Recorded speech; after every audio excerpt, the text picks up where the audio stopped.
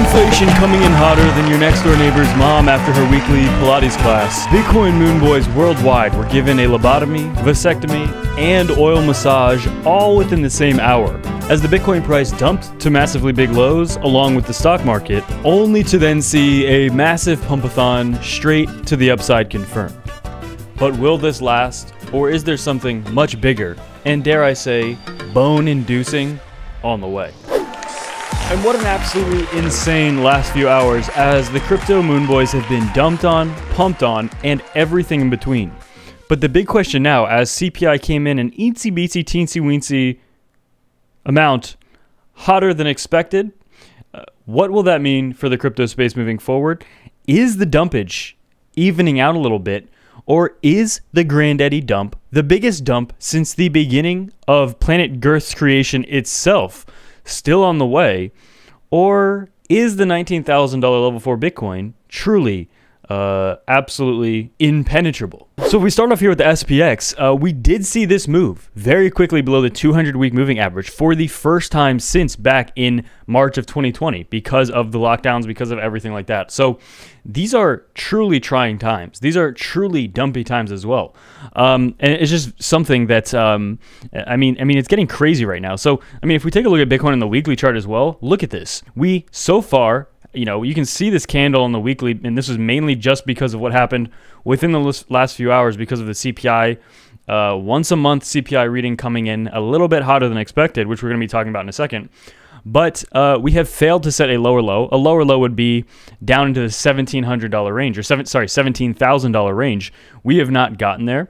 We bounced at about 18.1, pretty much exactly. So absolutely, very big dumpage confirmed. You know, the space is absolutely full of dumpage, more dumpage than you could ever imagine.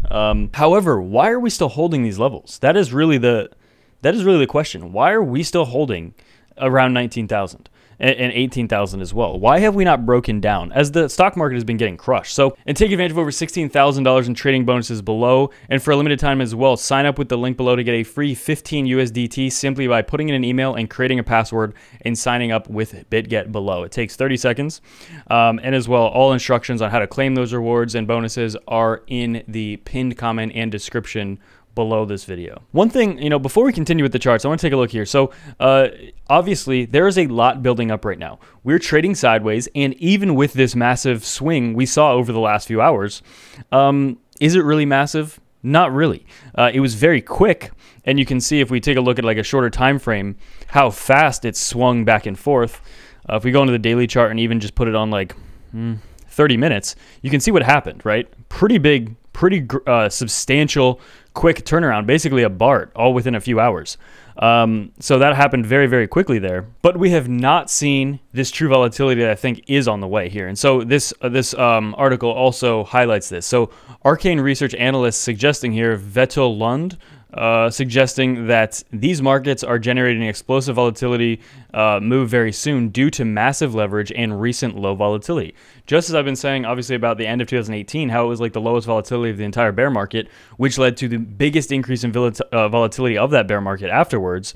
We are about to see something similar here. But Lund pointed to a leverage bonanza, or leverage going parabolic in the crypto derivative market, while Bitcoin has continued to stay right about 19,000. Remember, the reason that Bitcoin exploded up to the $60,000 range back in the beginning of the bull market, the most recent bull market, was heavily also influenced by leverage. But leverage also swung the price down to where we currently sit around 20. So it is a natural part of markets as well. But it absolutely, what it does, if you would sum it up in baby language, it makes things go up faster and down faster. It makes things cascade. It makes things explosive. It adds a lot of volatility. And we have seen record low volatility here. We have seen just complete flattening of volatility. So right now, the calm before the storm, absolutely. This is where we're about to see the unraveling of some of this leverage. And which way will it go? Well, I mean, we have yet to see that. But I mean, I'm honestly just a little shocked that with, especially over the last 2 months, with how bad inflation has been. Well, I mean, even though a lot of people, myself included, knew that inflation was probably even worse than they're saying, we haven't done anything. We've just been trading in the same range for 4 months now. we've been trading right around $20,000 for 4 months, which is remarkable. If Bitcoin was following the SPX even closer, then Bitcoin should be around like $15,000 or $14,000 right now, and it simply has not gotten there yet.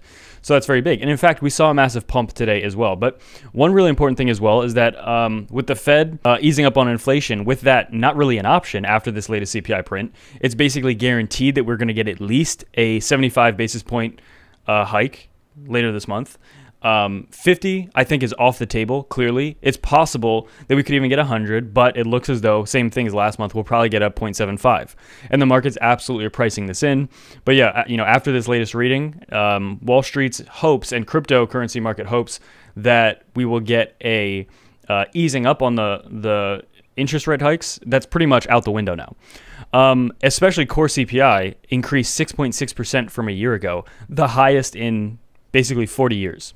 So, yeah, I mean, I think that was the main reason we saw this big move. Why did we bounce right back? Well, I mean, pretty much the same thing we always see. You know, if we would have gotten a very good reading, would we have pumped up and then dumped later on?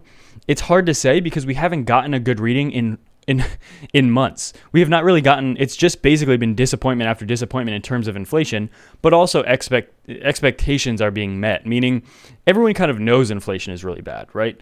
And until we start seeing that maybe inflation isn't as bad, that's the only time things could get bullish, but we're not really even close to seeing that. So pretty much it's, I mean, to really sum it up, it's just been negative news for the market.